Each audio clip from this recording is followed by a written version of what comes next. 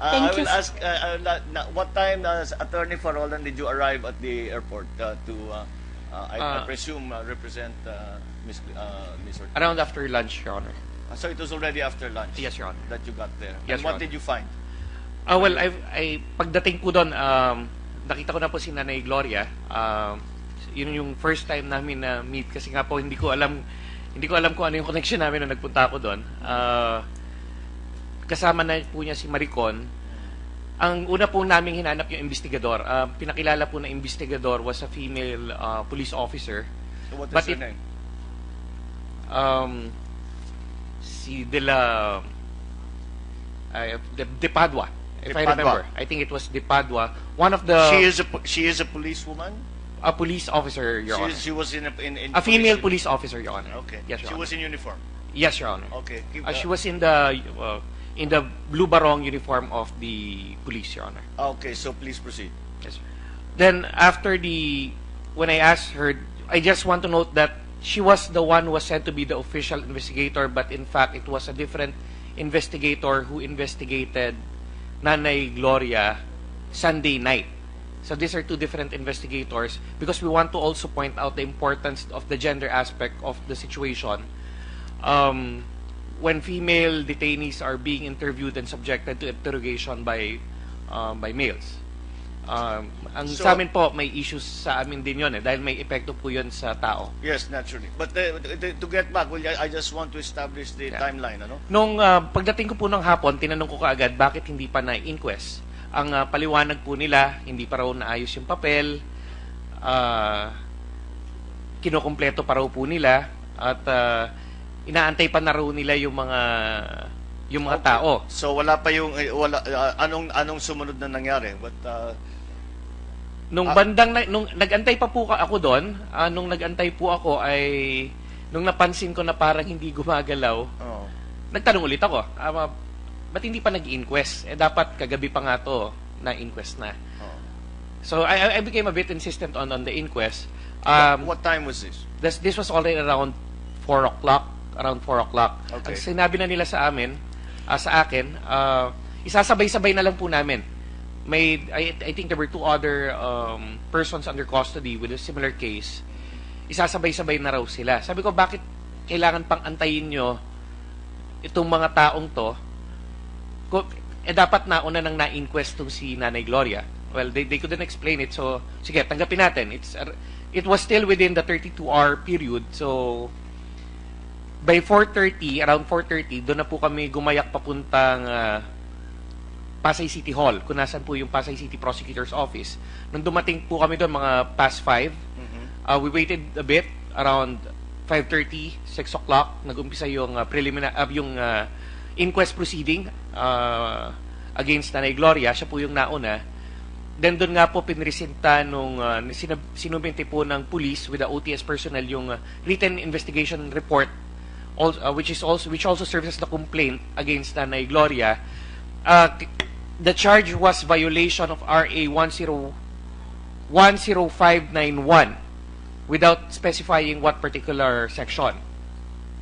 Then when we further looked into the complaint, naka-attach na po doon yung mga statements, of course, ng OTS personnel.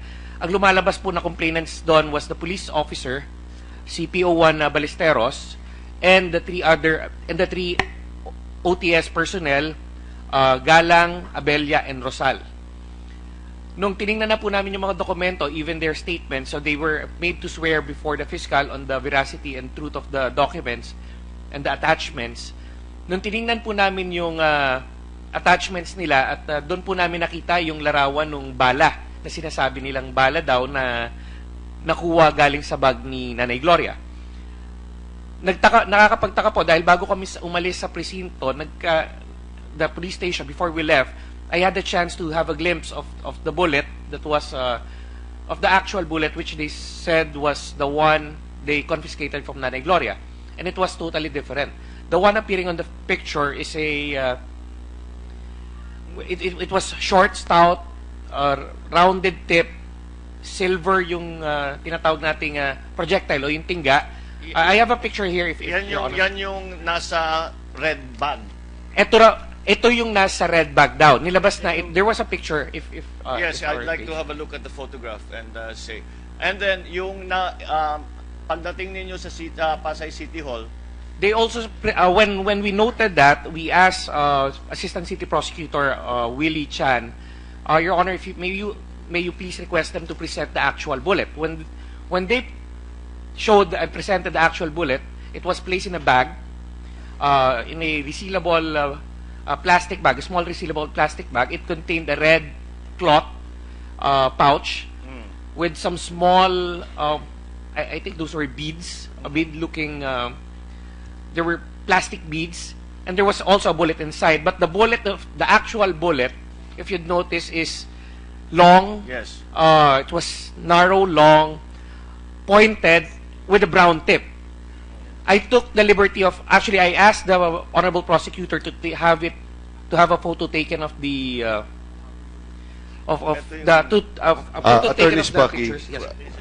could you just submit that to the yes. pictures to the, before you continue, no, I'm not Yes. stopping you, to the committee so that we can have it part of our records. Yes, Your Honor. And at this point, I'd just like to acknowledge the presence of Senator Ralph Recto and Senator Sunny Trillanes. We'd also like to, well, she was here a while ago, acknowledge Senator Leticia Shahani. Guess she stepped out. Anyway, proceed.